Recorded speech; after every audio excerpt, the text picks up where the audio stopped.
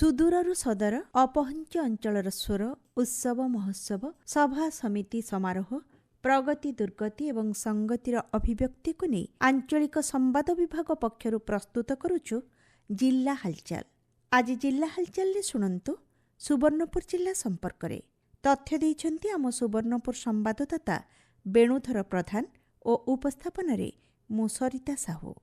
ରାଜ୍ୟ ସରକାରଙ୍କ 2 ବର୍ଷ ପୂର୍ତ୍ତି ଅବସରରେ ଚାଲିଥିବା ବିକାଶର ଧାରା ଓଡ଼ିଶା ସାରା କାର୍ଯ୍ୟକ୍ରମକୁ ନେଇ ସୁବର୍ଣ୍ଣପୁର ଜିଲ୍ଲାପାଳଙ୍କ ସମ୍ମିଳନୀ କକ୍ଷରେ ଏକ ସାମ୍ବାଦିକ ସମ୍ମିଳନୀ ଆୟୋଜିତ ହୋଇଯାଇଛି। ଓଡ଼ିଶା ବିଧାନସଭାର ମୁଖ୍ୟ ସଚେତକ ସରୋଜ ପ୍ରଧାନ ପ୍ରବକ୍ତା ଭାବେ ଯୋଗଦେଇ ରାଜ୍ୟ ସରକାରଙ୍କ 2 ବର୍ଷର ଉନ୍ନୟନମୂଳକ ସଫଳତା ଏବଂ ବିଭିନ୍ନ ଜନକଲ୍ୟାଣକାରୀ ଯୋଜନା ସମ୍ପର୍କରେ ଆଲୋକପାତ କରିଥିଲେ। ମୁଖ୍ୟ ସଚେତକ କହିଥିଲେ ଯେ ରାଜ୍ୟ ସରକାର ସାଧାରଣ ଲୋକଙ୍କ କଲ୍ୟାଣକୁ ପ୍ରାଥମିକତା ଦେଇ କୃଷି ଶିକ୍ଷା ସ୍ୱାସ୍ଥ୍ୟ ପାନୀୟ ଜଳ ଭିତ୍ତିଭୂମି ବିକାଶ ଓ ମହିଳା ସଶକ୍ତିକରଣ କ୍ଷେତ୍ରରେ ଅନେକ ପଦକ୍ଷେପ ଗ୍ରହଣ କରିଛନ୍ତି। ସେହିପରି ସେ ବିକଶିତ ଭାରତ 2047 ଏବଂ ବିକଶିତ ଓଡ଼ିଶା ଭିଜନ 2036କୁ ନେଇ ରାଜ୍ୟ ଓ କେନ୍ଦ୍ର ସରକାରଙ୍କ ଆଭିମୁଖ୍ୟ ଏବଂ ଦୀର୍ଘମିଆଦୀ ବିକାଶ ଯୋଜନା ସମ୍ପର୍କରେ ମତ ରଖିଥିଲେ। ସୁବର୍ଣ୍ଣପୁର ଜିଲ୍ଲା ଜଙ୍ଗଲ ପରିବେଶ ଓ ଜଳବାୟୁ ପରିବର୍ତ୍ତନ ବିଭାଗ ପକ୍ଷରୁ 77ତମ ଜିଲ୍ଲାସ୍ତରୀୟ ବନ ମହୋତ୍ସବ ତଥା ଏକ ପେଡ୍ ମାଁ କେ ନାମ ଅଭିଯାନ ଛଞ୍ଚାଣ ଡୁଙ୍ଗୁରିଠାରେ ପାଳିତ ହୋଇଯାଇଛି। ଜିଲ୍ଲା ବନଖଣ୍ଡ ଅଧିକାରୀ ଅଜିତ ବିଶିଙ୍କ ପରିଚାଳନାରେ ଅନୁଷ୍ଠିତ ଏହି ଜିଲ୍ଲାସ୍ତରୀୟ ବନ ମହୋତ୍ସବରେ ଅତିଥି ଭାବେ ପରିବେଶବିତ୍ ଗୋରେଖନାଥ ସାହୁ ଯୋଗଦେଇ ଜଙ୍ଗଲ ଓ ପରିବେଶର ସୁରକ୍ଷା ସହ ଅଧିକରୁ ଅଧିକ ବୃକ୍ଷରୋପଣ ଉପରେ ଗୁରୁତ୍ୱାରୋପ କରିଥିଲେ। ଏହି ଅବସରରେ ନୂତନ ଗ୍ରାମ୍ୟ ଜଙ୍ଗଲ ସୃଷ୍ଟି ସହ ବୃକ୍ଷରୋପଣ କ୍ଷେତ୍ରରେ ସୁବର୍ଣ୍ଣପୁର ଜିଲ୍ଲାରେ ଉଲ୍ଲେଖନୀୟ କାର୍ଯ୍ୟ କରିଥିବା ଲମତୁଲ ଓ ବହୁବସା ବନ ସୁରକ୍ଷା ସମିତିକୁ ମାନପତ୍ର ସହ 50,000 ଟଙ୍କାର ଅର୍ଥରାଶି ଦେଇ ସ୍ୱତନ୍ତ୍ର ଭାବେ ପୁରସ୍କୃତ କରାଯାଇଥିଲା। ତେବେ ଆଗାମୀ ପିଢ଼ି ପାଇଁ ସବୁଜ ବଳୟ ସୃଷ୍ଟି ସକାଶେ ବୃକ୍ଷରୋପଣ ଅଭିଯାନକୁ ତ୍ୱରାନ୍ୱିତ କରିବାକୁ ଜିଲ୍ଲା ବନଖଣ୍ଡ ଅଧିକାରୀ ଅଜିତ ବିଶି ଆହ୍ୱାନ ଦେଇଛନ୍ତି। आमर टार्गेट अच्छी 4000 गछ लगेबार समस्त को वन महोत्सव सप्ताह पालन अवसर में समस्त को अनेक अनेक अभिनंदन और शुभेच्छा जनाऊँगी।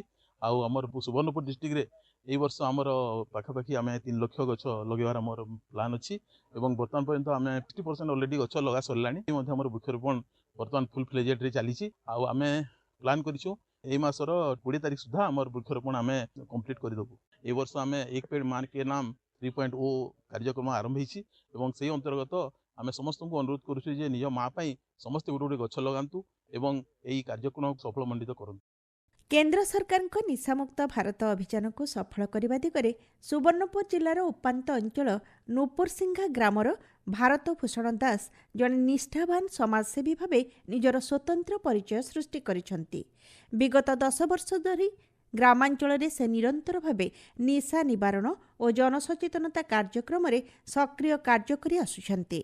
भारत भूषण दासଙ୍କ विश्वास जदि ग्राम ठारू आरंभ करी बृहत्तर समाज मद गंजेई एवं अन्यान्य मारात्मक निशाद्रव्य ठारू दूरेई रहिब तेबे एक सुस्थ सचेतन और विकसित समाज गठन संभव हेब। 10 वर्ष हेलान ये मद केन्ता कि आम गाँव में बंद हवा तार योजना थी यहाँ गोटे भगवान आम गाँव के सुवर्ण सुजोग देले। प्रत्येक एसएचजी महिला माने पूरा रेडी होचन से आसिक प्रशासन के कहले प्रशासन सुनले भी और इमिडिएट कार्यकारी प्रशासन कले से दिन संध्या ही 2 जन को अरेस्ट करके फॉरवर्ड कर टिल टुडे बेल नहीं हुए।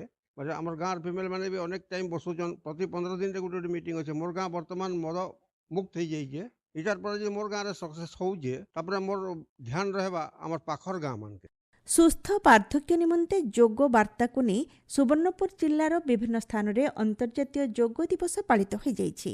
जिला प्रशासन पक्षर टाउन हॉल ठारे आयोजित जोग दिवस रे विधायक रघुनाथ जगदला जिलापाल नृपराज साहू अतिरिक्त जिलापाल राजेन्द्र माझी और अंजलिना प्रधान प्रमुख अतिथि भावे जोगदे एक सुस्थ समाज पई जोग जरूरी बोली संदेश देइथिबा बेले नियमित योगाभ्यास करने को आह्वान देइछंती। जिला सदर महकुमा सहित जिलार वीर महाराजपुर उलुंडा बिनिका डुंगुरीपाली और तरभा प्रभृति अंचलर शताधिक स्थान में होइथिबा जोग शिविर रे समाजर सबु वर्गर लोके अंशग्रहण करी योगाभ्यास करथिले। जिल्ला हालचाल आज एतिके। आसंता काली जिल्ला हालचाल रे सुनिबे सुंदरगढ़ जिल्ला संपर्क रे।